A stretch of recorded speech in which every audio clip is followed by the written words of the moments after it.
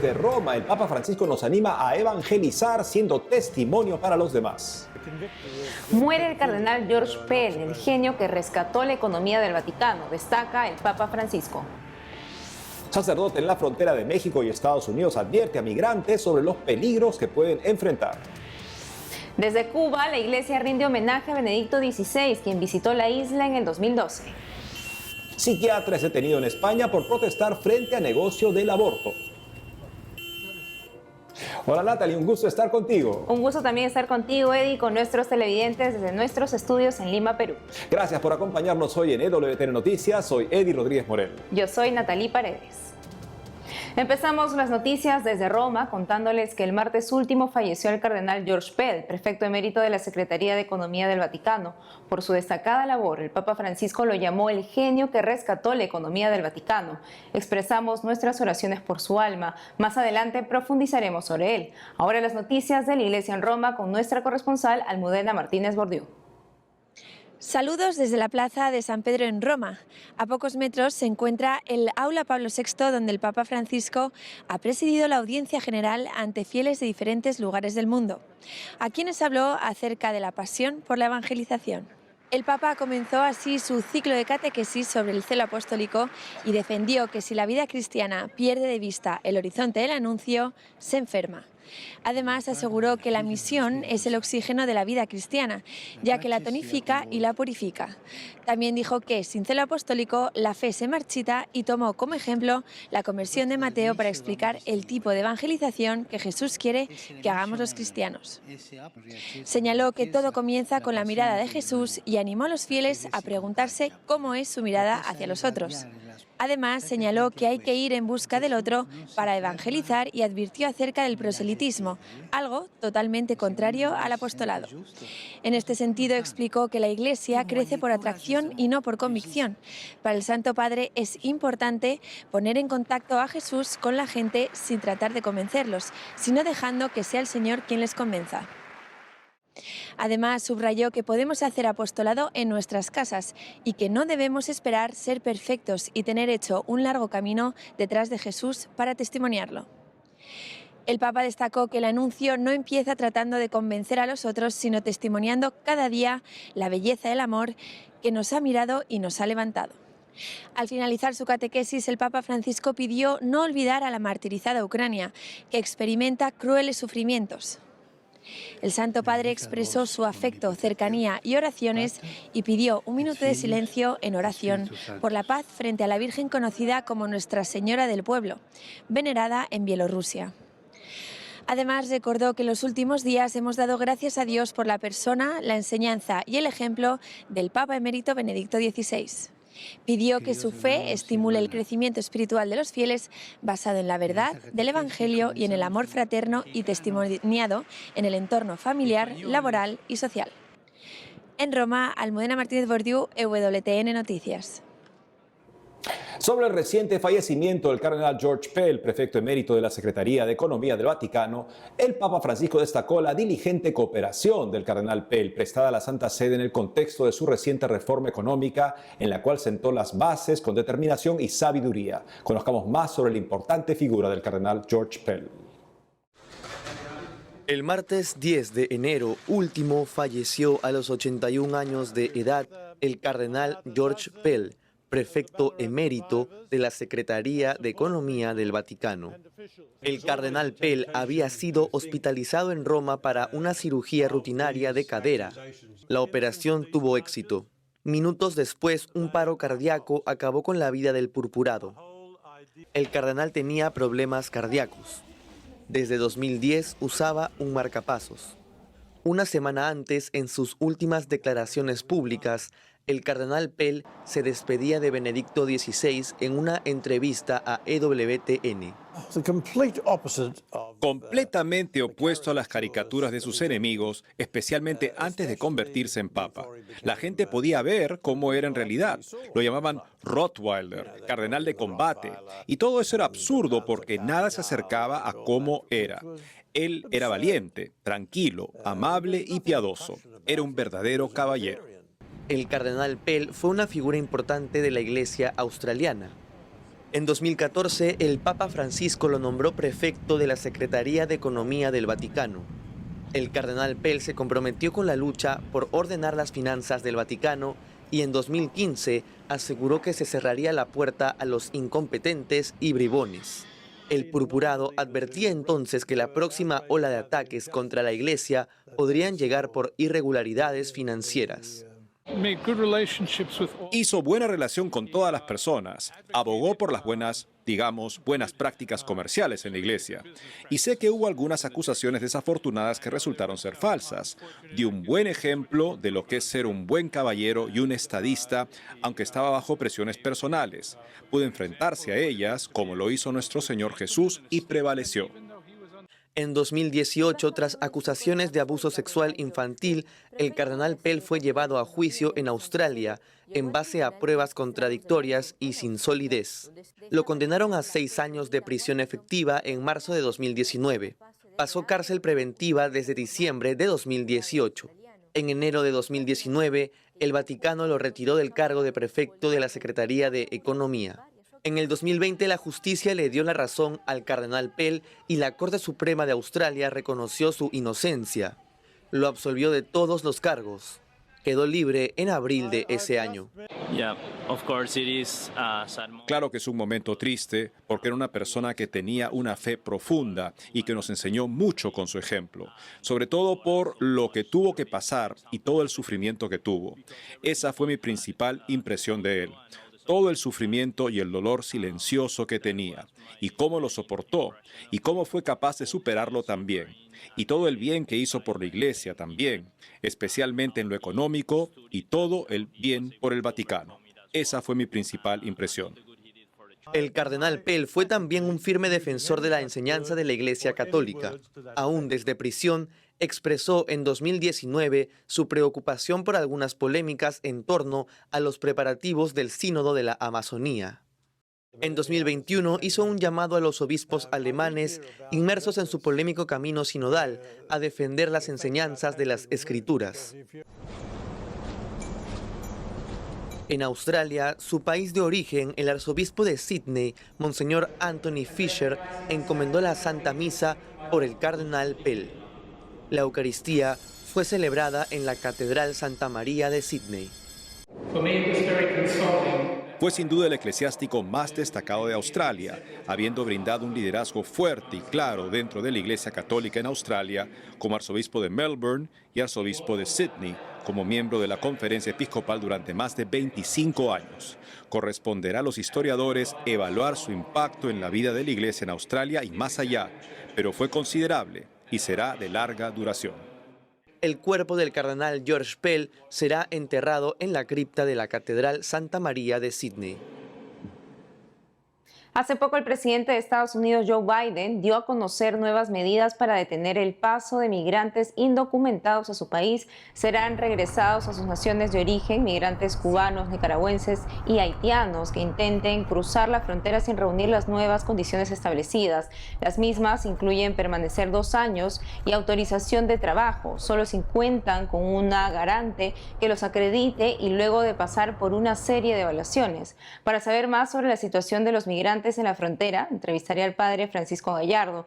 Él es sacerdote de la diócesis de Matamoros, en el estado de Tamaulipas, México, frontera con los Estados Unidos. Padre Gallardo, es un gusto conocerlo. A más de 2 millones llegó el número de migrantes indocumentados detenidos entre México y Estados Unidos, esperando cruzar la frontera en el 2022. Desde su diócesis en la línea fronteriza, ¿cómo ve la situación?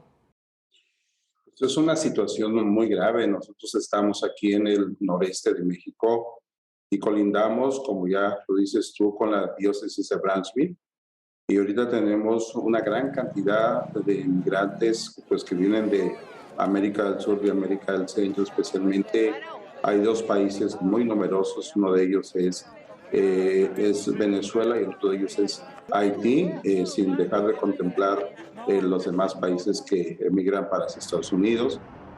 Pues para ellos ha sido un calvario, como todos lo sabemos, siempre en la cuestión migratoria, pero específicamente pues ahora aquí en la frontera, que es uno de los puntos fronterizos para ingreso.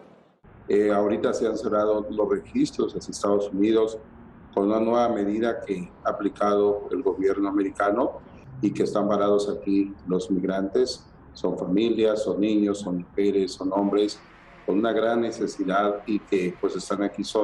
Habrá ahorita en Matamoros unos 7,000 a 8,000 migrantes y muchos de ellos en situación de calle.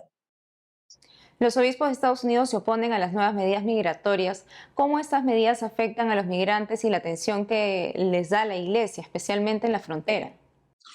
Bueno, en realidad quisiéramos ayudar muchísimo, muchísimo, porque yo creo que la humanidad, el servicio a los hermanos migrantes vulnerables, de los vulnerables, la Iglesia, en nuestro servicio, pues quisiéramos ayudar más. En realidad sobrepasa toda situación, toda estructura para poder atender y afecta muchísimo las medidas. Ojalá que lo que venga sea siempre para bien. Aquí tratamos de ayudarles, de proteger los derechos humanos, de dar lo necesario para la subsistencia, pero sin embargo no es suficiente. Creo que esto afecta muchísimo a las personas, especialmente a los niños. Padre, ¿y qué les recomendaría a los migrantes que guardan el sueño de cruzar la frontera a Estados Unidos? Pues especialmente el cuidado de sus personas. Ellos tienen muy firme su decisión del ingreso. A veces no les interesa mucho el aspecto de cómo son los peligros. Lo digo de esta manera por la conversación que tenemos con ellos, y muchos de ellos dicen, bueno, es que a veces es quedar en el camino porque en nuestros países donde venimos la situación es sumamente grave. Es voz de los migrantes. Nosotros los escuchamos, nosotros sabemos de ellos y en realidad es una situación de mucha gravedad, o sea, es muy fuerte. Y ojalá que nos humanicemos, ojalá que ayudemos, ojalá que a quien corresponda les dé los servicios necesarios para que esta gente tenga una vida mejor. Así es, Padre Francisco Gallardo. Gracias por esta entrevista. Muchas gracias. Ahora las noticias de la Iglesia en Cuba. Feligreses y autoridades de la Iglesia se despidieron del Papa Benedicto XVI, quien fue muy querido en la isla. Nuestro corresponsal en este país, Adrián Martínez, nos cuenta. Me encuentro en la Santa Metropolitana Iglesia Catedral de La Habana. En estos momentos se celebra una misa de exequias por el Papa emérito Benedicto XVI. Los fieles católicos se han reunido en la Catedral de La Habana este lunes 9 de enero para despedir con una santa misa al Papa emérito Benedicto XVI, a quien le guardan especial cariño.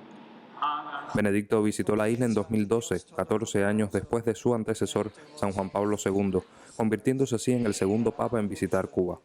Durante su visita de 3 días, Benedicto celebró 2 multitudinarias misas, una en Santiago de Cuba, al oriente de la isla, y otra en La Habana, la capital. El entonces pontífice se acercó al sufrimiento del pueblo y les exhortó a renovar el país y construir una sociedad abierta, buscando una auténtica libertad. Para mí estar esta tarde aquí en la Catedral de La Habana para participar de la misa por el eterno descanso del Papa emérito Benedicto XVI es una oportunidad única para rezar por su eterno descanso, de quien fuera un modelo para el estudio de la teología, para la profundización de mi fe a la hora de descubrir el misterio de Jesús de Nazaret. La celebración de este 9 de enero estuvo presidida por el cardenal Juan de la Caridad García, arzobispo de La Habana. También participaron sacerdotes, religiosas, miembros del cuerpo diplomático, jerarcas de las iglesias ortodoxas y el nuncio apostólico en Cuba, quien pronunció una homilía cargada de recuerdos y elogios a quien calificó como un hombre sencillo y humilde. Puedo solo que agradecer a todo el pueblo cubano que estaba presente también en la catedral y a todos que han rezado y han recordado a Papa Benedicto y el amor del pueblo cubano para este grande Papa, pero tengo que subrayar también el amor de Benedicto XVI por todo el pueblo cubano y por cada uno de los cubanos, porque conocía muy bien y amaba muchísimo al pueblo cubano. Al concluir la misa de sufragio, los fieles que llenaron el templo fueron invitados a escribir el libro de condolencias que ha dispuesto la Nunciatura y que permanecerá allí por varios días a disposición de quienes deseen acercarse. Pero yo estoy seguro que Papa Benedicto desde el cielo continúa a acompañar el camino en medio de las dificultades del querido pueblo cubano. Tras darse a conocer la muerte de Benedicto, el gobierno cubano emitió una declaración en la que lamentaba la noticia y decretó 24 horas de duelo oficial en la isla el pasado 6 de enero. En La Habana, Adrián Martínez, EWTN Noticias. Hacemos una breve pausa y al volver, psiquiatra es detenido en España por protestar frente al negocio del aborto. Además, hoy es la fiesta de Santo Tomás de Cori, gran devoto del Santísimo Sacramento. Ya regresamos con más información de la Iglesia Católica.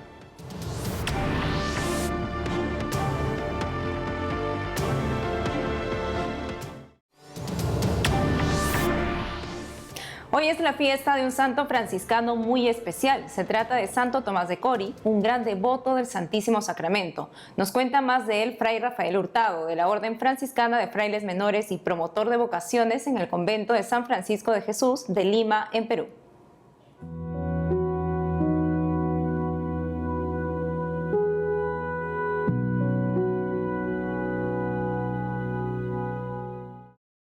Bien, nuestro hermano Tomás de Cori, conforme lo describen y lo narran, no solamente el santoral oficial de la Iglesia Católica en Roma, sino también las fuentes franciscanas, los escritos franciscanos, que tienen un fundamento esencial en las crónicas que todos los frailes guardamos en nuestros respectivos conventos y que se leen cada mes, nos relatan la historia de este hermano nuestro, Tomás, que nació en Italia en 1655.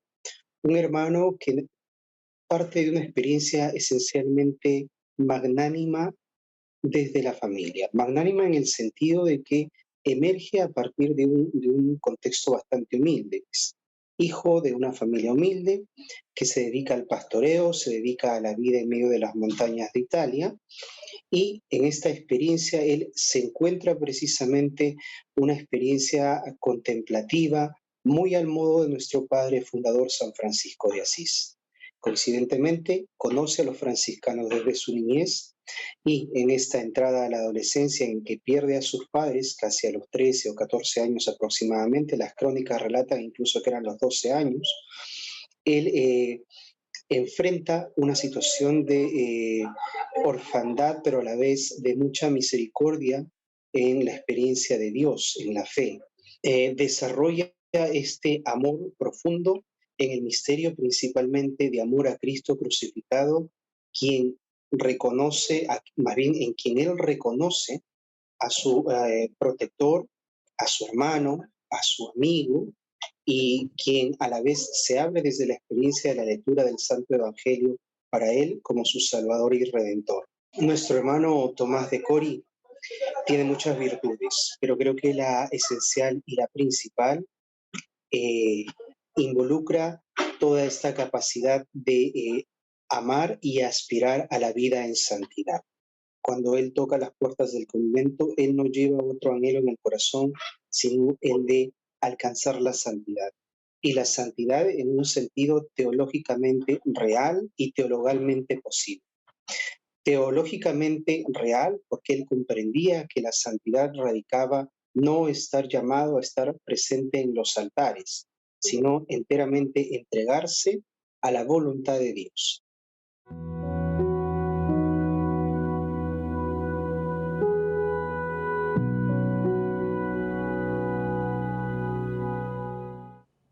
Este 28 de diciembre, Día de los Santos Inocentes, el presidente de la Escuela de Rescatadores Provida de Madrid, el psiquiatra Jesús Poveda, fue detenido por estar sentado en una acera pública frente a puertas de un negocio abortista, donde se hacen 10.000 abortos al año. Estamos en contacto con el doctor Poveda, quien nos dará su testimonio. Doctor, recientemente usted fue arrestado por estar sentado en una acera pública frente a una clínica abortista. Díganos qué pasó. Bueno, lo que pasó es lo que pasa en Madrid como si fuera una tradición navideña, ¿no? Hay un día de la suerte, que es el 22 de diciembre, hay un día de la Navidad, que es el 24 por la noche, y hay un día de arresto al doctor Poveda por sentarse delante de un establecimiento abortista. Esto pasa desde el siglo pasado, o sea, desde el año 87 que abrió ese establecimiento abortista, yo decidí un día al año sentarme y el resto de los días al año hacer asistencia, porque a mí me gusta la asistencia, yo soy médico, yo ayudo a la gente, yo tengo una consulta, yo soy profesor de psiquiatría en la Universidad Autónoma de Madrid y a mí me gusta ayudar, pero hago 364 días de asistencia y un día de resistencia. Y la resistencia es sentarme, solamente me siento y llega la unidad de intervención policial, llega más policía, llega. Ayer llegaron a estar 4 furgones de la policía para detenerme, levantarme, arrestarme, meterme en un coche policial y llevarme al calabozo. Es así. Doctor, ¿desde cuándo es un crimen en España estar sentado en una acera pública? Bueno, las cosas ya sabes que no son solo lo que son, sino lo que simbolizan. Que delante de un establecimiento abortista haya un médico, como puede ser mi caso, donde por una serie de circunstancias, yo creo que es por ser mayor, yo ya tengo 65 años, y en España pues a mí me consideran un prestigioso profesor de psiquiatría de la universidad pública mejor de España, que es la Universidad Autónoma. Es un poco como todo un símbolo de que alguien de reconocido prestigio en el ámbito de la medicina, más en concreto en el ámbito de la psiquiatría, asesoro a UNICEF, asesoro a instituciones muy importantes, pues proteste, haciendo una protesta de conciencia. Y realmente es una protesta que yo lo que busco es hacer público algo terrible que pasa en España, que es que desde el año 85 hay una ley del aborto y desde el año 85 han muerto 2 millones de niños concebidos y no nacidos, y tristemente el Estado español no hace nada por ayudar a las mujeres que están embarazadas en situación de riesgo. Háblenos, doctor, de la Escuela de Rescatadores Pro Vida de Madrid. ¿Cuál es su labor? Sí, como te he dicho, yo me dedico a la psiquiatría y dentro de la psiquiatría me dedico a intervención en crisis. Mi especialidad es la psicopatología de la adolescencia y dentro de la psicopatología de la adolescencia me he especializado todavía un poco más en intentos autolíticos, intentos suicidas y cuadros patológicos muy agudos. Y en mi experiencia adquirida por haber trabajado en este ámbito ya casi 40 años, acabé la carrera ya hace casi 40 años, he comprobado que en las situaciones en crisis la actuación es otra cantidad de otra calidad. Y entonces lo que hacemos los rescatadores es preguntarle a las mujeres que acuden a abortar qué necesitas para no abortar. Y con esta sencilla pero pragmática frase hemos ayudado a miles de mujeres, porque lo último que se espera a una mujer que va a abortar es una especie de última frontera, que sea una frontera amable, amigable, donde no se juzga su embarazo, no se juzga su decisión a abortar, no se juzga su situación económica ni social, sino que solamente se le ofrece qué necesitas para no abortar. ¿Y cuál es nuestro asombro? Que desde hace 10 años que pusimos en marcha esta escuela de rescate, donde la pregunta es qué necesitas para no abortar y los criterios son máximo respeto a la mujer, si no te quiere escuchar, no te quiere escuchar, si te quiere escuchar, te quiere escuchar, pero máximo respeto a la mujer. Y luego, compromiso a la hora de ofrecer alternativas. O sea, si tú le dices qué necesitas para no abortar, tú te tienes que comprometer para que lo que ella te pida lo puedas resolver, ¿no? Y en España hay, gracias a Dios, una trama muy fuerte asistencial de fundaciones, de asociaciones, de ONGs, de instituciones relacionadas con la Iglesia Católica, instituciones civiles, Red Madre, Fundación Madrina, Fundación Jerome Lejeune, que es un poco como toda nuestra retaguardia, que es como solucionamos los problemas, ¿no? La frase de qué necesitas para no abortar y los 2 criterios de respeto a la mujer y responsabilidad de lo que le ofreces, lo haces. O sea, no puedes decir yo te ayudo y desaparecer, o tenemos casas de acogida y no llevarla, o tenemos bolsas de trabajo para hombres en paro porque tu marido está en paro y no ofrecerle ese trabajo, ¿no?